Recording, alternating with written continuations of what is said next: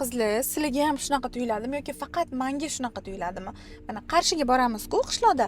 U yoqda odamlar shunaqa baxtli, shunaqa xotirjam, oddiy uyda yashashadi. Masalan, oddiy ovqatlar qilishadi. Har kuni ko'chadan ovqatlanishmasligi mumkin. Mashinasi yo'q bo'lishi mumkin, lekin odamlar borsiz, sizni joniga joylaydi. Mehmon qilgisi keladi, siz bilan vaqt o'tkazgisi keladi. O'zini hayotidan davolen shu odamlar.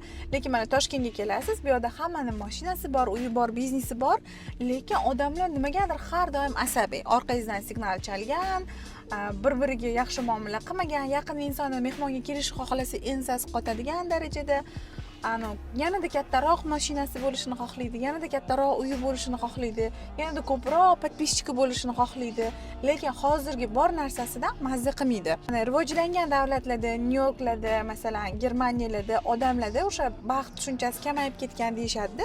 Qancha odamda shuncha narsa ko'p bo'lsa, insonning nafsi hech qachon to'ymas ekan.